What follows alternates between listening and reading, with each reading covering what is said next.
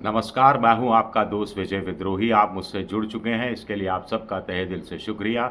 अगले 7-8 मिनट में आपसे जुड़े रहने की कोशिश करूंगा। खास कार्यक्रम विजय फैक्टर में आप सबका स्वागत है।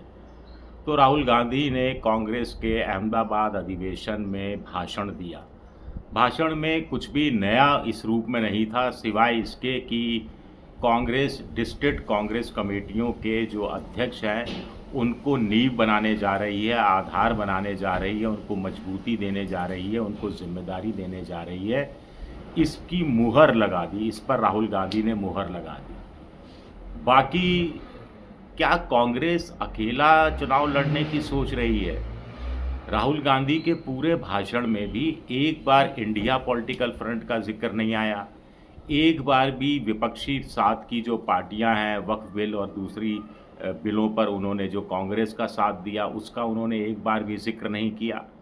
वक्फ बिल पर वो बोले और कहा कि कांग्रेस को इसका सामना करना है।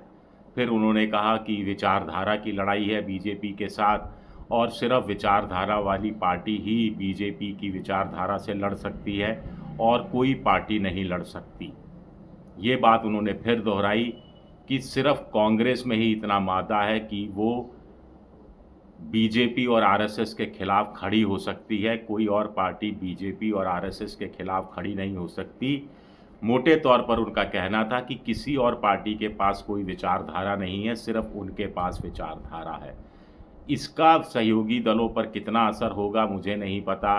अब बहुत संभव है कि अपनी पार्टी के कार्यकर्ताओं को संबोधित कर रहे हैं, तो स्वाभाविक है अपनी पार्टी के कार्यकर्ताओं में जोश पैदा करने के लिए इस तरह के भाषण, पॉलिटिकल भाषण दिए जाते हैं। इसका कोई राजनीतिक मतलब नहीं निकाला जाना चाहिए और मैं भी कोई निकालने की कोशिश नहीं कर रहा, लेकिन ये मुझे थोड़ा सा खटका।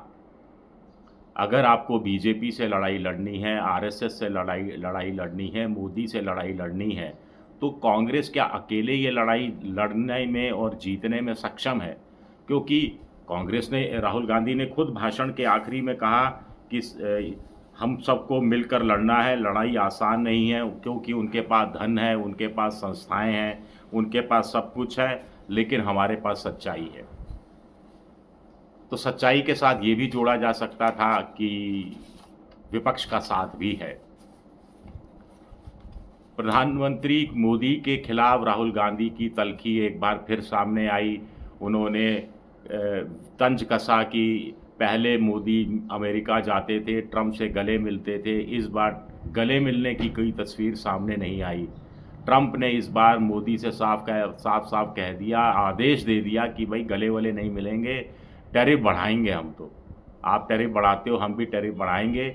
और मोदी जी के मुंह से चूं तक नहीं निकली, ये कहा राहुल गांधी ने। और साथ ही साथ इंदिरा गांधी का उदाहरण दिया कि इंदिरा गांधी से जब किसी ने पूछा था कि आपकी लीनिंग किस तरफ है, राइट की तरफ है या लेफ़्ट की तरफ है, तो इंदिरा गांधी ने कहा था कि मैं देश की प्राइम मिनिस्टर हूँ और मैं सीधी खड़े होने में यकीन करती हूँ।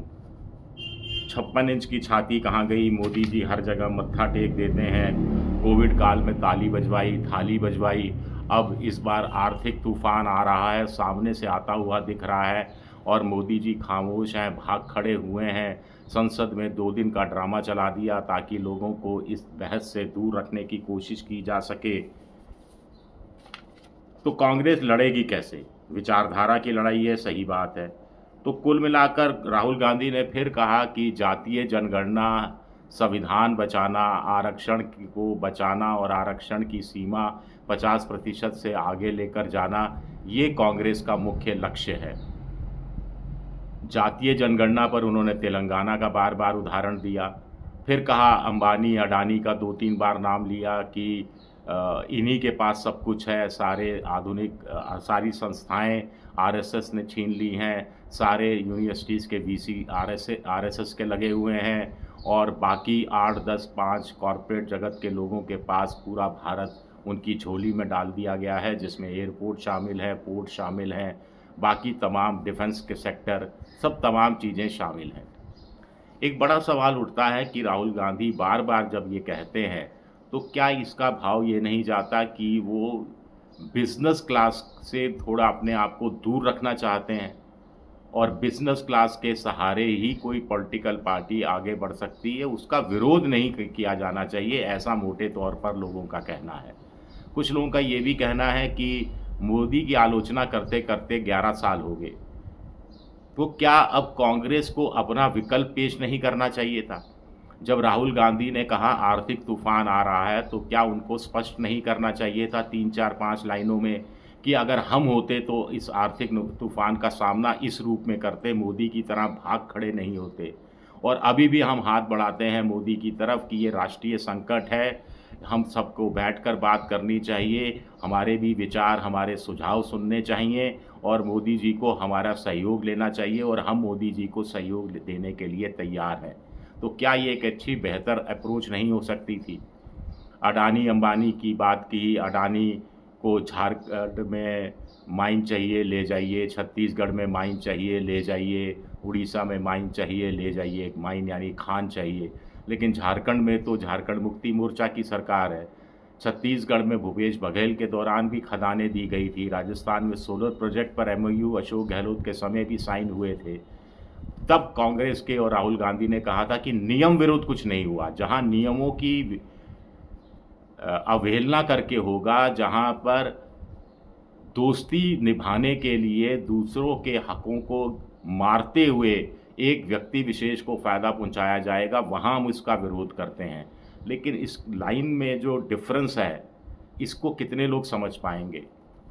एक विचारधारा बनाम विचारधारा की लड़ाई ज़रूरी है, होनी भी चाहिए, करनी भी चाहिए, स्वतंत्र लोकतंत्र के लिए, सेहतमंद लोकतंत्र के लिए, संविधान की रक्षा के लिए। लेकिन कोई एक novel idea, out of blue idea, कोई एक ऐसा आइडिया भी सामने आना चाहिए जिससे लोगों के सामने कांग्रेस या राहुल गांधी एक विकल्प के रूप में पेश किए जा सकें। लोगों को लगे कि 11 साल से वो इस तरह का शासन देख रहे हैं और राहुल गांधी आएंगे या कांग्रेस आएगी तो इस तरह का शासन देगी, जो इस तरह के शासन से इस तरह अलग होगा या विशिष्ट होगा या अच्छा होगा। फिर जनता पर छोड़ दीजिए, वो तय करे कि अच्छा होगा, बुरा होगा, तब्दीली ठीक पसंद है या नहीं पसंद है। तो कॉरपोरेट जगत वाली सवाल एक तो मुझे थोड़ा सा लगा कि इस पर चर्चा करनी चाहिए थी और राहुल गांधी ने चर्चा नहीं की। विकल्प के रूप में अपना पक्ष उस रूप में सामने आना चाहिए था, उस रूप में सामने नहीं आया। और मोदी को कोसने से काम नहीं चलने वाला है। भाषण दिए गए। अब राहुल गांधी इसका भी जिक्र कर सकते थे कि जब जिम्मेदारी तय करने की बात आई, बब्बर शेरों की बात आई कि उदयपुर चिंतन शिविर में जो प्रण लिए गए थे वो प्रण पूरे क्यों नहीं हुए। वो प्रण पूरे करने की एक बड़ी जिम्मेदारी तो राहुल गांधी पर भी थी, वहाँ वो खुद चुप्पी साध जाते हैं। कुल मिलाकर बारात के घोड़े और रेस के घोड़ों का फ़र्क करना तो राहुल गांधी समझ गए हैं, लेकिन पार्टी के चिंतन शिविर में जो फैसले लिए जाते हैं उनको लागू करने का काम बारात के घोड़ों की रफ्तार जैसा हो जाता है। इस बात को भी शायद समझना चाहिए। कांग्रेस का गुजरात मॉडल के, मोदी जी का गुजरात मॉडल सब जानते हैं, तो अहमदाबाद से कांग्रेस का गुजरात मॉडल निकल कर सामने आएगा ऐसी उम्मीद की जा रही थी, लेकिन ऐसा होता बहुत हद तक तो मुझे कम से कम दिखाई नहीं दिया। हो सकता है मेरी पॉलिटिकल समझ आप जैसी ना हो। शुक्रिया मेरा ये वीडियो देखने के लिए। पसंद आए तो लाइक कीजिए, सब्सक्राइब कीजिए, शेयर कीजिए।